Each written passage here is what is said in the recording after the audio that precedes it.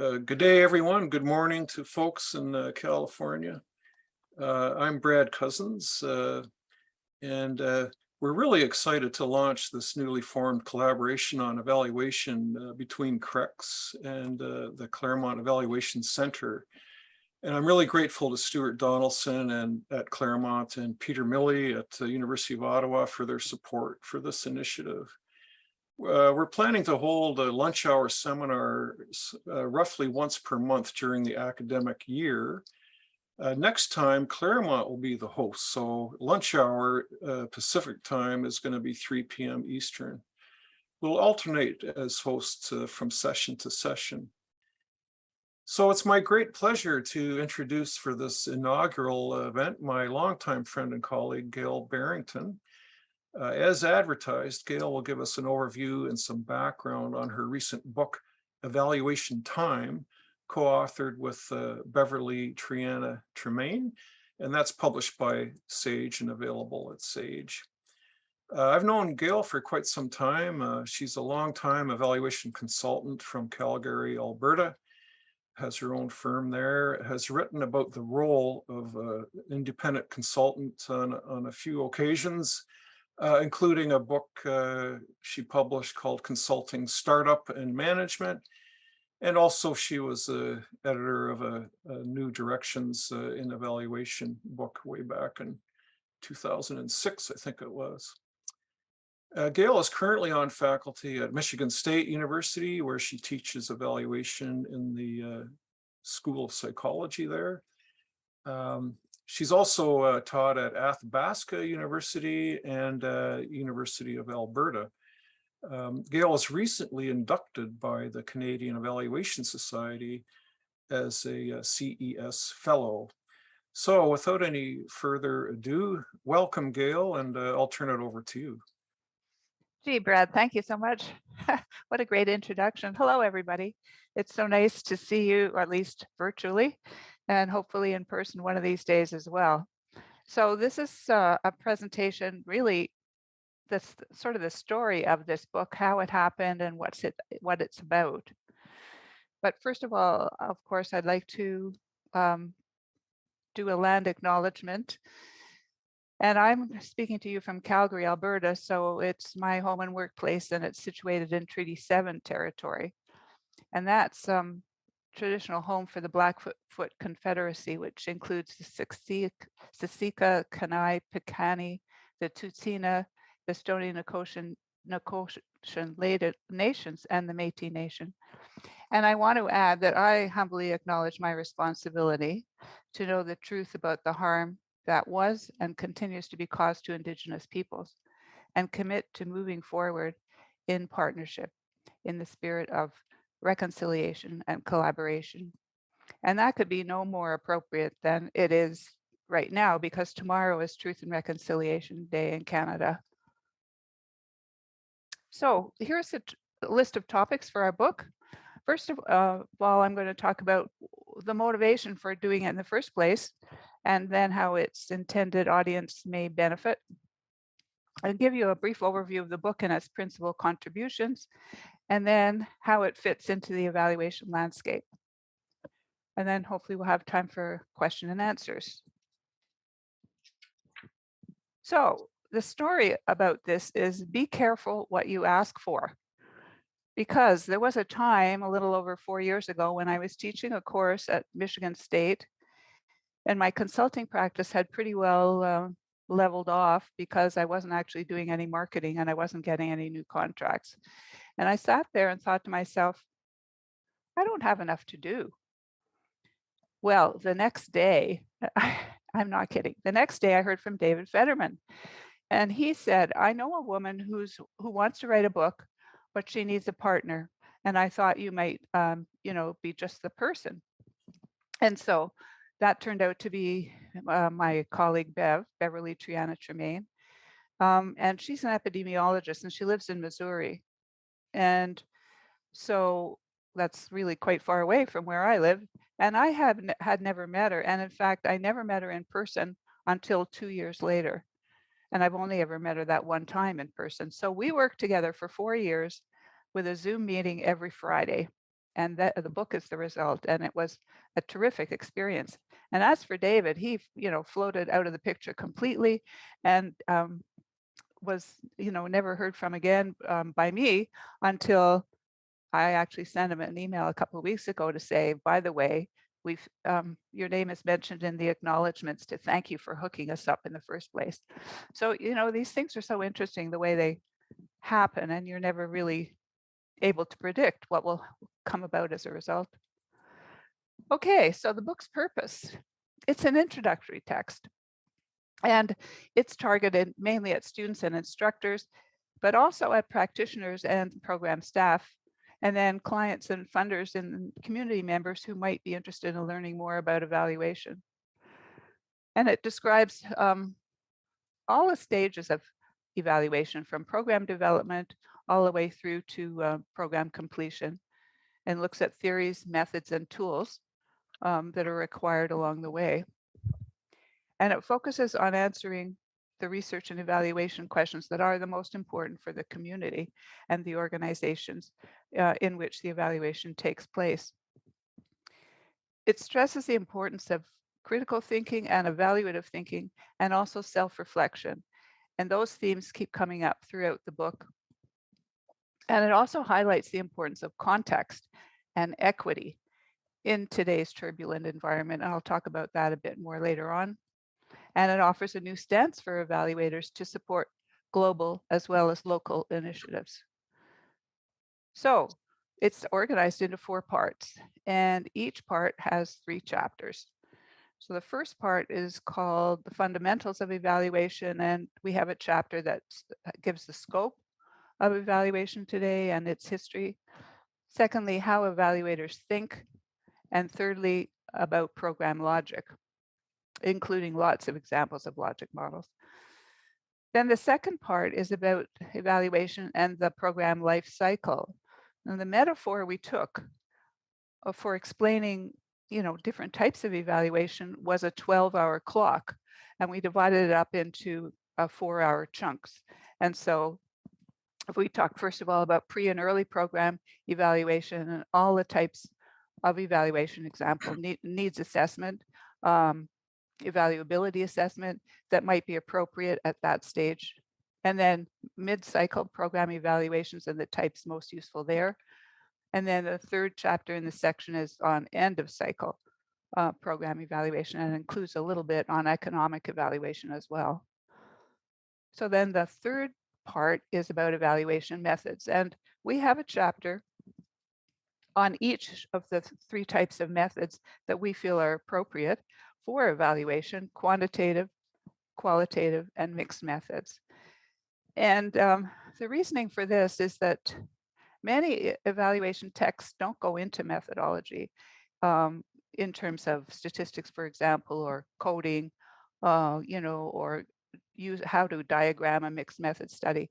But we do talk about methods in this book, and the philosophy is that this may be the only book that the students ever get on program evaluation, particularly if they're in another professional program like nursing or social work and so on.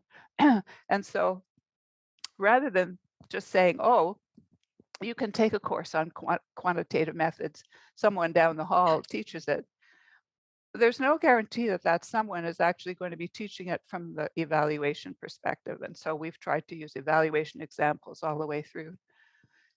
And then the 4th section is on communicating about evaluation. And so there's a chapter on the evaluation plan.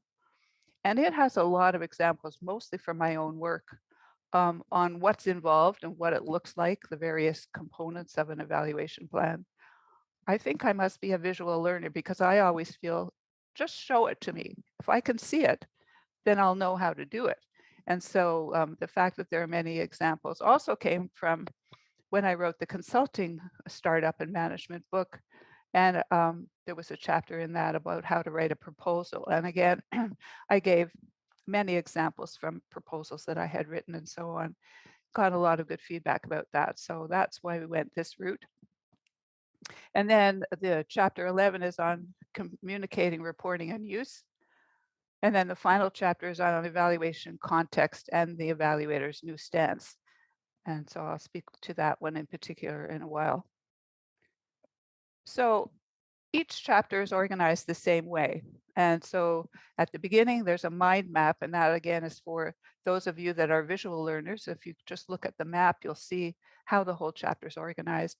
Then there are learning objectives, and then there's a lead story, something interesting and thought-provoking that captures the topic at hand. So anything from a grizzly bear attack to premature infants with cardiology problems, and all sorts of other stories in between. They're really kind of interesting stories, but they sort of lead you into the topic that we're talking about. And then in the main discussion, we talk about the evaluation theory, of course, with lots of examples and lots of diagrams and graphs and charts, and figures. Excuse me, I have to take a drink. And illustrations, figures, tables that support the concepts and principles. And so then at the end, we've got all the ideas are recapped, and then some critical thinking questions, student challenges, and a brief annotated bibliography. And these are based on our own experience. Both Bev and I have been teachers and professors and have worked with students, and so try to use examples that were fun and interesting to bring out the topics from the chapter. So that's how the chapter's organized, and they're all the same. But there are two highlights. And one of them is a spotlight on equity. In every chapter, there's about a 2-pager in the middle that's the spotlight on equity. And it's a case study that has been prepared by an evaluator in the field, not an academic, but a working evaluator who is dealing with challenges that they're facing in the field and how they've actually tackled a particular equity issue that's also related to the chapter's topic. So we have everything in there from, for example, rural health, a very interesting case study by Ralph Renger, to visiting a community in Old Crow by Linda Lee and her husband Larry, and they visited this community that is so far north, it's above the Arctic Circle, to try to understand the needs of Indigenous students. So those are just two examples of the types of spotlights that we've got. And then at the end of every chapter is the expert corner. And in that, we interview an evaluation expert, including Stuart Donaldson, for example. And we asked them 3 questions, which they had to answer, and the topics, again, were related to the chapter. So that's pretty well an overview for the book. And so in terms of contribution to the evaluation landscape, well, there are just all sorts of examples, but I just picked a few that are some of my favorites. This is the ladder of evaluation theory. And I don't know if Stuart's on the call. I can't see from my particular screen, but he's seen this already because we discussed it. I had a need to place my project and program evaluation somewhere in the whole world of science. Where do we fit? And so this ladder goes into the details about that. The second one that I like is a paradigm summary. And this, our model's name is Miranda. We decided she had to have a name. And here she is. And it depends how she's looking at the world or how she's looking at the particular program evaluation that she's involved in, what type of thinking she uses, what type of methods she's going to use, how she's going to interact with her participants, and so on. And so we have, from looking at the non-physical reality, which is a more subjective approach, subjective transformational. We have looking at physical reality, which is using observation and empiricism, which I know Brad is definitely in favor of. Mm-hmm. And we have constructivism, which involves a whole lot of discussion. And so interaction is how meaning is revealed. And then finally, down at the bottom, we have pragmatism, which I know Michael Patton is a pragmatist, which meaning is contextual. We look at context. It shapes the questions we address and the designs and methods we choose and the ways in which we report our findings.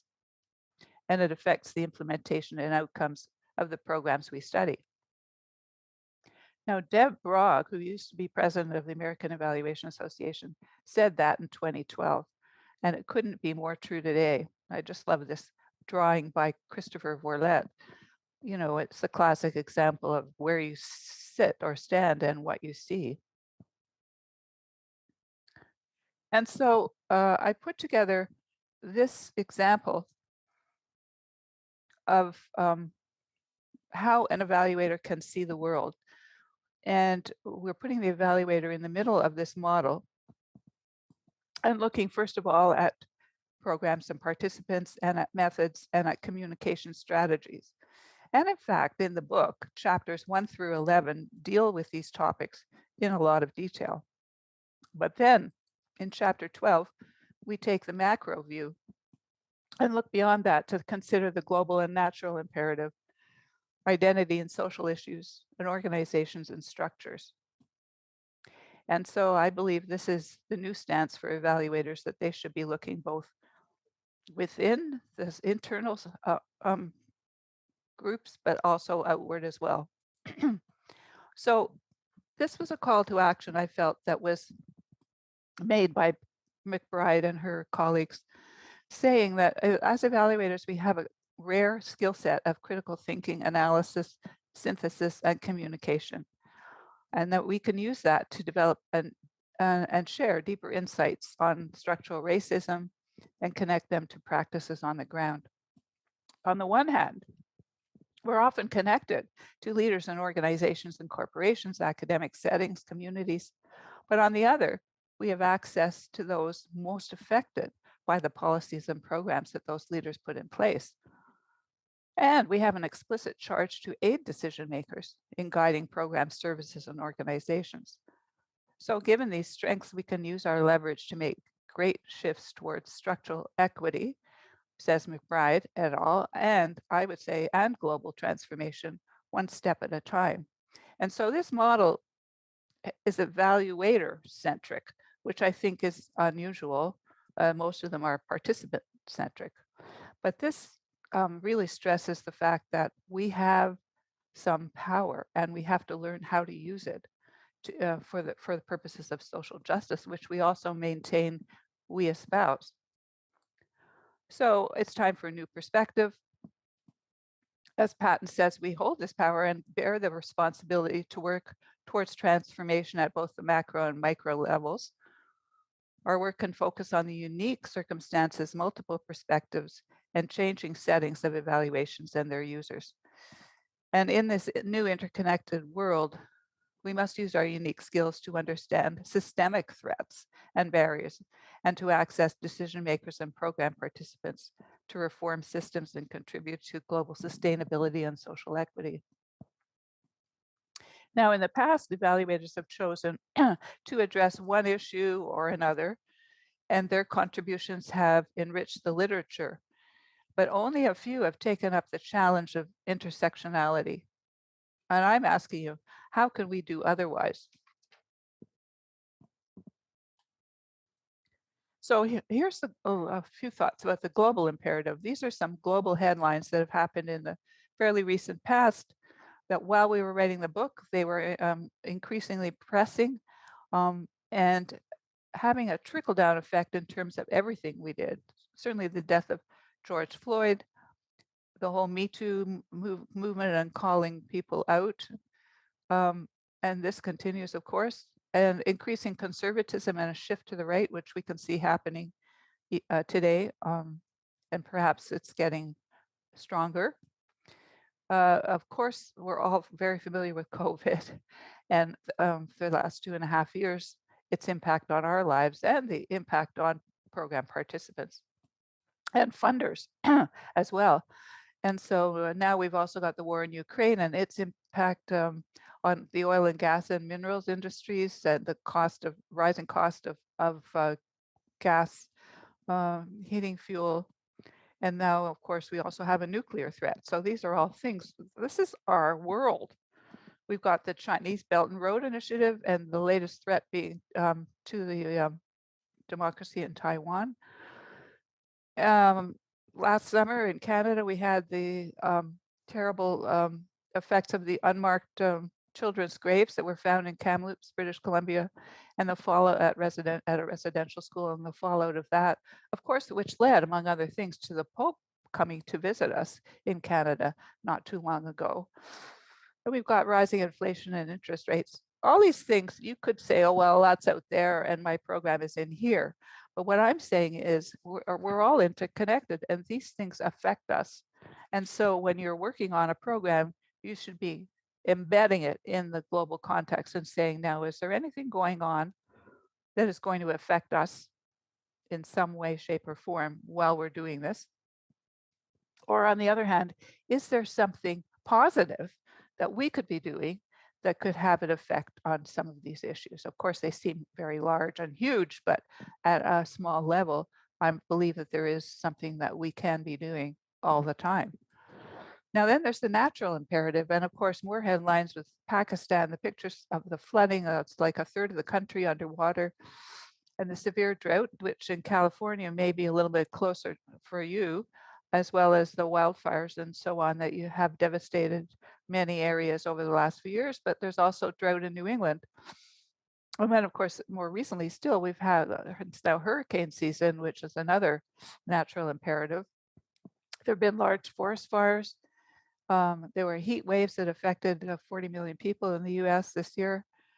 And a rapid increase in food prices, you may have noticed this, shortages of food supplies, and this is going to drive millions into extreme poverty around the world. Those are your participants too. So some strategies, I won't go into this because chapter 12 does provide a lot of examples and some suggestions. The Sustainable Development Goals from the United Nations, and known as the SDGs. I don't know if you're familiar with them, but you should go to this website. It's very interesting. And you can click on any of these topics, and it takes you into a whole world of reports that have been written, different studies that have been done on this particular topic, any advances that have been made. And of course, these are our topics: no poverty, zero hunger, good health and well-being, quality education, gender equality, clean water, and so on. But I think in evaluation, we often look at development evaluation as being in one silo over here, and sort of North American evaluation being in another silo over here. And I don't think that in itself is sustainable any longer. So here's another example. These were some key evaluation questions that incorporate sustainability into an evaluation. And you might want to take a look at these and think if one of these questions might be well placed to include in your evaluation. And these are designed by Jane Davidson and Andy Rowe, who have been working in the area of environment. So relevance and coherence. How relevant is the evaluand to the issues facing the population or sector in the natural environment?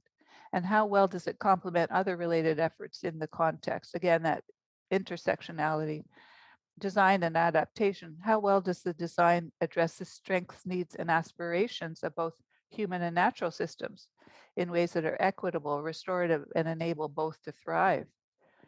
Implementation. How well has the evaluand been implemented so that the right people and natural systems receive what is needed most at the right times and places and in the right ways? Outcomes and impacts. How good, valuable, and important are the outcomes and impacts on both human and natural systems, particularly where equity or previous harm need to be addressed? Now, these are broad brush questions, but it's worth sitting down with stakeholders and saying, okay, let's take a look at this list of questions about sustainability and see whether or not we can in some way incorporate one of them into the way we look at our program. So, and here are three more in terms of, and the overall value. How good, valuable, or worthwhile is the evaluand overall, given its relevance and coherence, its design and implementation, the value of its outcomes and impacts, their durability, and what it costs to achieve them. Here's the website for the questions, which are at the Better Evaluation website. I guess what I'm trying to say is that we can't live within our evaluation bubble anymore and hope to have any impact at all. It's a question of situating our programs in the real world. Secondly, we need to consider identity and social issues, and certainly the George Floyd murder was something that drove this home for sure. I mean, when I was teaching at that point, I had a student who lived in Minneapolis and was 3 blocks away from it where it actually occurred and where all the riots were and so on. So I got to hear about a little bit of it firsthand. Um, so identity is a critical driver in modern behavior. And I think you can see that certainly in terms of gender issues, race, culture, ethnicity. I would add age. Um, it stems from experiences of injustice that have been experienced and grouped by groups that desire greater self-determination and political freedom. Now, we may not agree with them, but they feel that they need to be able to express themselves more completely. And how race, culture, and ethnicity identify and influence an individual's education, career path, and so on, wealth and health. Health statistics are quite remarkable when you look at them and compare across groups. And in the book, we have quite a long section that deals with race, deals with culture, and deals with ethnicity, particularly in terms of, for race, Black Americans, culture in terms of Indigenous Americans, and ethnicity in terms of Hispanic Americans. And so we go into exploring some really interesting information about each of these groups and how that is going to affect the way we do our evaluations. And this is from Veronica Thomas saying, focusing on a single demographic category does not capture an individual's lived experience. Assuming we know enough about a group's identity without adequate preparation is itself an example of systemic racism. We can't sort of blithely go into an evaluation project and say, oh yeah, I know how to work with these people, when in fact we have not actually explored the laws that govern them, the culture that rules their behavior, and their history that has helped to shape the way they are now. So some key thoughts on racism, and these are from Ernest House, who of course is such a great evaluation thinker. And so this is from a 2017 article, and I have the references at the end. So he asks these questions. If society sees itself as democratic, yet is racist, and does not recognize the extent or nature of that racism, it will promulgate programs and policies purported to help minorities that will damage them significantly.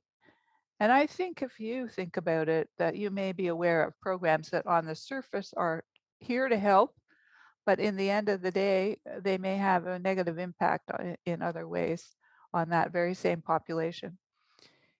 And then he asks, if racism is not a vestige of the past, but is created and recreated in the present, what social entities, mechanisms, processes, structures generate racist beliefs and behaviors? This also gets into understanding the organizations we work with a whole lot more deeply than I think we do understand them currently. And then this is a really troubling one. As evaluation plays a vital role in these social processes that generate racism, while not a cause of racism itself, can the evaluation function be distorted, co-opted, or corrupted? So think about that in terms of you're working for an organization, they have an evaluation they want you to do. Perhaps the CEO is hoping for a particular outcome, and they're also paying your paycheck. So there are always these ethical concerns to be fully aware of and to understand both how the organization functions, what the underlying racial framing is that is used by decision makers, and whether or not your evaluation is actually playing into supporting this or working more towards social justice. These are tough issues, and I don't think we talk about them nearly enough. Caldwell and Bledsoe said, while individual evaluators may not hold strong and personal beliefs about racism, we often participate in systems and institutions that perpetuate it, as well as other forms of oppression. And Thomas and Parsons said there are hidden elements and intangibles, such as social norms, political structures, relationships, stereotypes, attitudes, and expectations that are all part of structural racism. And they also said ignoring the impact of these complexities on the behavior of a marginalized intended population can render the findings inaccurate, incomplete, or seriously flawed, with potentially devastating consequences.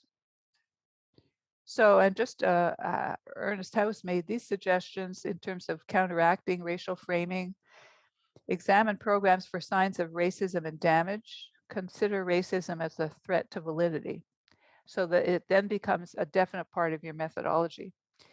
Become aware and use culturally responsive methods, be informed, move beyond good intentions and usual assumptions. And this means self-reflection and understanding yourself and your own unconscious biases that you bring to every evaluation project that you conduct. Try to include stories and narratives. Include stakeholders, collaborators, and critical friends in your work. And examine studies for flawed evidence and analyses. Don't take them at face value.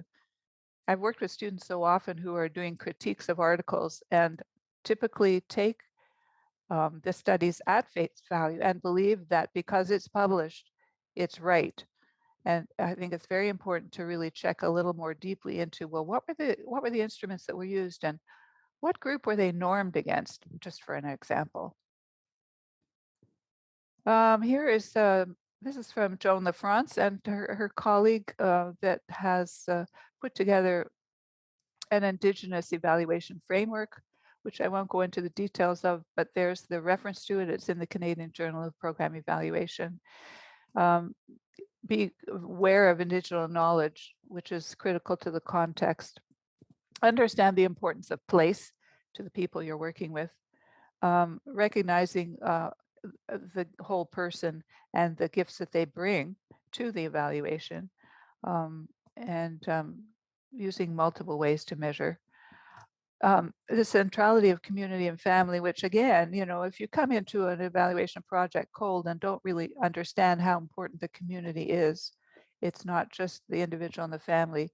For Indigenous peoples, it's also their community, and how that may have there may be repercussions on it as well from the evaluation, and also political issues that have to do with tribal sovereignty. And again, you need to understand this well, and you need to have cultural shepherds working with you to help you interpret what's going on.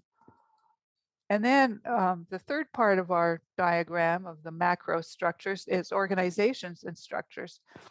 And these points are taken from an article by Porter and Hawkins, talking for the reasons for failure of evaluation use. And I mean, use has been written up, down, and sideways about through the evaluation literature, but I'm never too sure who's doing the using and what does use really mean? And does it mean change that's going to affect program participants, or is it just a change in terms of perhaps educating staff about evaluation, capacity building, and so on, which is also excellent. But we need to look beyond the program to the participants that are affected by it and be able to find out. And so often we're gone, we're not there after the evaluation's over to find out if it does have an impact. Now, how can we change that? So Porter and Hawkins say organizations often fail to use evaluation findings. And I know it's happened to me. I mean, I've done 135 evaluation projects and not all of them ever saw the light of day. Evaluation findings may remain disconnected from organization decision-making. Do we understand that decision-making process? There can be a mismatch between deeply held values of those who are the decision makers and day-to-day reality, so management may just avoid taking appropriate action. The evaluation can serve a narrow factional agenda or the interests of donors and funders. It can become a tool of compliance, which is sort of the stuff that Ernie House was talking about. When managers don't include evaluation findings in the decision-making process, it's actually a tick box tick box exercise. And other types of information are assigned more weight at the decision-making table. Managers may know that a particular funder or champion favors evidence-based decision-making, and then so therefore may go ahead and actually do the evaluation, but they're unwilling to allocate resources to any of the proposed changes, which means that there has not been enough communication going on when those recommendations were designed. And fear of making performance information publicly available, and this one is so true. How often do you just see a nice little summary of what the evaluation actually said, and it's probably been approved by the organization's communications department? And rightly so, decision makers can be nervous about actually sharing negative findings with the public. So again, these are issues which need to be discussed and not avoided. And this is a great article by Kanya Kramer and Senge. That's the 6 conditions of systems change. If you haven't read this, The Water of Systems Change, you really should, because it's a good read anyway. But they say that there are 3 levels of conditions in order for a change to actually occur in the organization. So policies, practices, and resources would be at the structural level. And then relationships and connections and power dynamics at the relational level. And then for transformative change to actually take place, you need to look seriously at the mental models that people are using when they're actually looking at the program and the participants. And that means some in-depth work and discussion, which we need to start to incorporate into our proposals as having to do with after the evaluation is over, ongoing discussions. And here's one more interesting model, the Equitable Evaluation Framework, which looks at sustained practice, intentional, integrated, and institutionalized, and readiness, awareness, attitude, and action. So I'm going to leave it there, but there are a lot of interesting ideas. And in chapter 12, we try to knit them all together. So the model, as I said, centers the evaluator because our work flows through us. It's shaped by our background, our training experience, our context, and our unconscious biases. And so self-reflection and self-care are essential. Nobody said being an evaluator was easy, but I think it's just getting harder all the time. And so we need to think about and look after ourselves very carefully. And the model is interactive. So having considered the macro systems of your project, then you would return to the micro systems and say, okay, how can I adjust them according to what I've now found out and my new understanding about participants, methods, and communication strategies? So how can we center equity and counteract bias, including our own, and work towards the safety and security of all human and natural systems, and together as a community of evaluators, break down silos, overcome roadblocks, and identify strategies that will lead to positive change? So this is the discussion that I'm trying to open up, and that was um, explored in the last chapter of the book. And so I'm going to just leave it at that and suggest that we open it up to the floor.